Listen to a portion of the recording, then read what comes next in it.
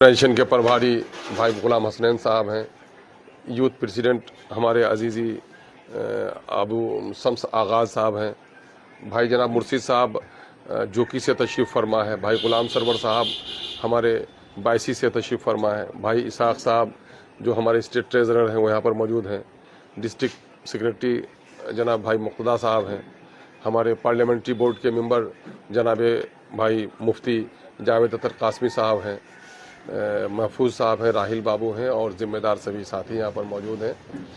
اور دراصل پریس کے بند ہو، آج ہم نے آپ لوگوں کو تکلیف دی ہے، وہ یہ ہے کہ مودی سرکار نے ہندوستان میں مسلمانوں کا جینا مشکل کر دیا ہے۔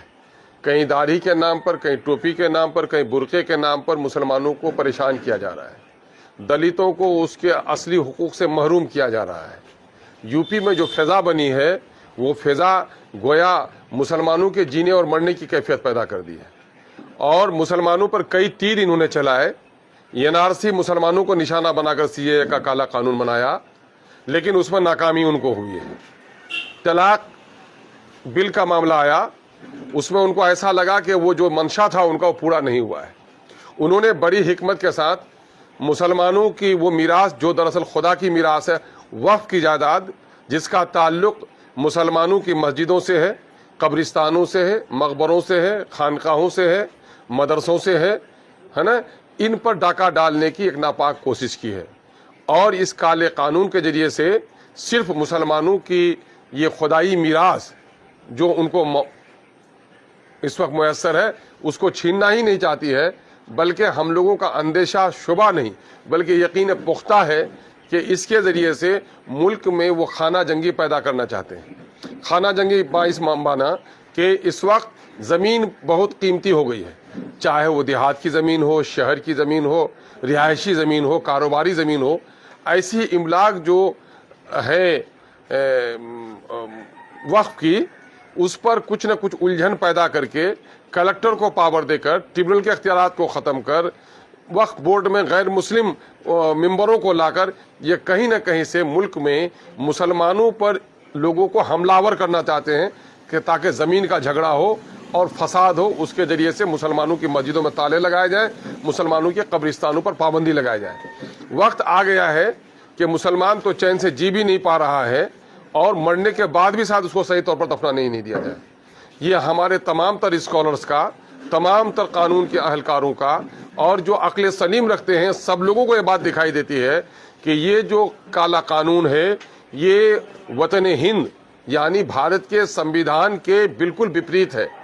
بھارت کے سمویدھان کی جو روح ہے، جو آتما ہے، وہ سب کا ہندوستان، پیارا ہندوستان، لیکن اس میں مودی جی مسلمانوں کو کاٹ کر، ان کے مذہبی آزادی کو غصب کر کے، جو فنڈامنٹل رائٹس ہیں مسلمانوں کے، جو مذہبی ادارے چلانے کے ہیں، جو مذہبی اداروں کے انتظام و انصرام چلانے کے ہیں، ان تمام تر حقوق پر، جو ہمارے بنیادی حقوق پر وہ ٹاک ڈال رہے ہیں۔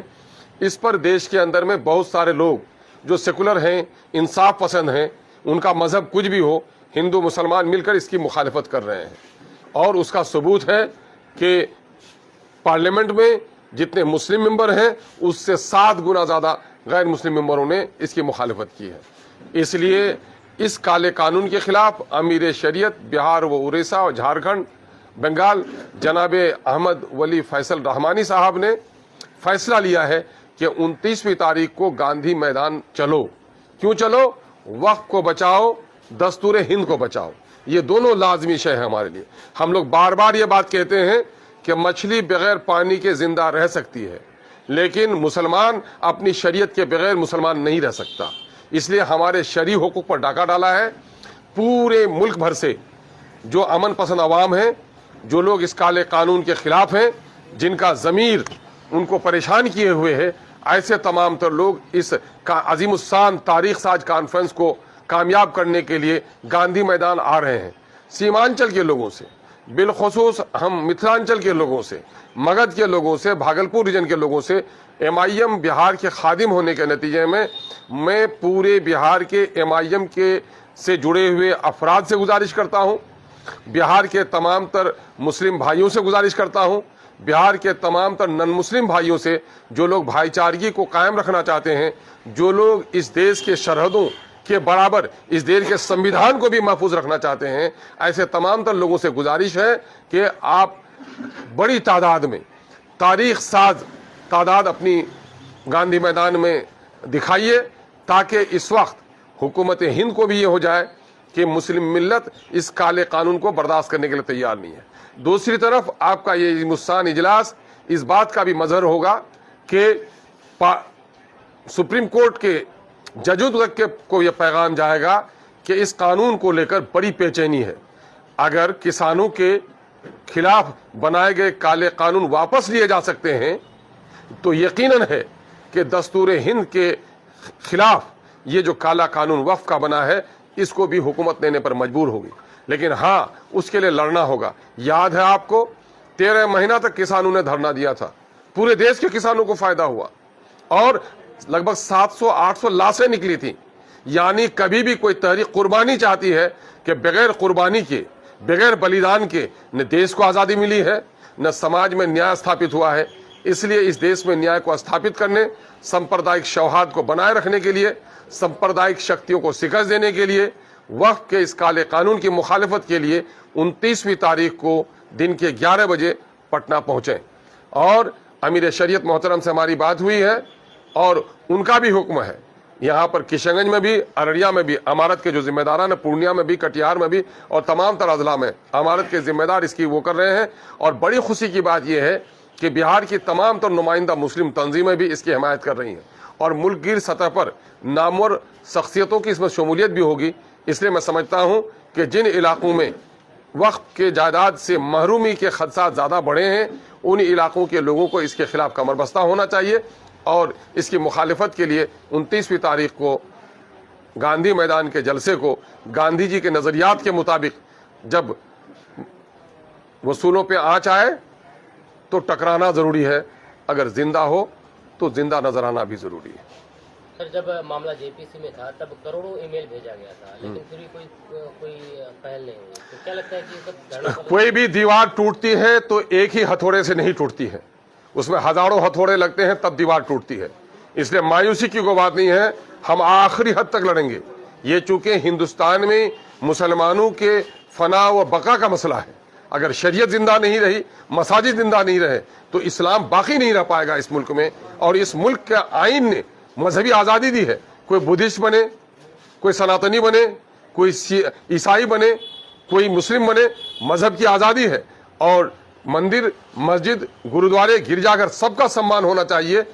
कानून दफा 14 कहता है इक्वलिटी बिफोर लॉ, कानून की नजर में सब बराबर होगा। और मोदी ने यह कानून सिर्फ मस्जिद वालों के लिए बनाया है, गिरजाघर वालों का भी नंबर कल आएगा, है ना, कल कलीसा वालों का भी नंबर आएगा, कल मंदिर वालों का भी नंबर आ सकता है।